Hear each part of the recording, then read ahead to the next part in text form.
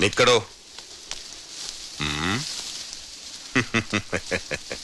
നിന്നെ ഈ പെരുവഴിയിൽ ആളും പടയുമില്ലാതെ തല ചായ്ക്കാൻ ഒരു കൂര പോലും ഇല്ലാത്ത ദരിദ്രനായി കാണാൻ കഴിഞ്ഞല്ലോ. എന്റെ ദൈവങ്ങളെ, ശേഖരൻ സാഷ്ടാംഗം വീണിരിക്കുന്നു.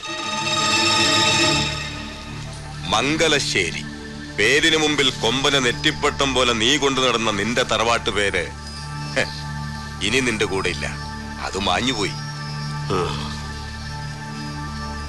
എടോ,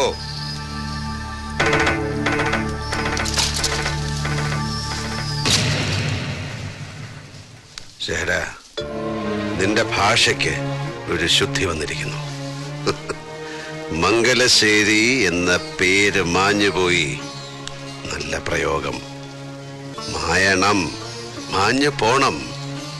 പേരും ആഭരണങ്ങളും അടയാള ചിഹ്നങ്ങളും മാഞ്ഞു പോകും.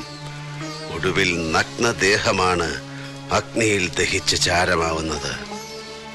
ഒരു രാജാവും ചെങ്കോലും കിരീടവുമായി പട്ടടയിൽ ഒടുങ്ങിയിട്ടില്ല. നേടിയതും വെട്ടിപ്പിടിച്ചതും ദാനം കിട്ടിയതും വീണു കിട്ടിയതും സ്വപ്നം കണ്ടതും കണ്ണിൽ കണ്ടതും എല്ലാത്തിൻ്റെയും കണക്ക് പുസ്തകവും പിന്നിൽ ഉപേക്ഷിച്ചാണ് പരിത്യാഗത്തിന്റെ യാത്ര, വാനപ്രസ്ഥം തുടങ്ങുക.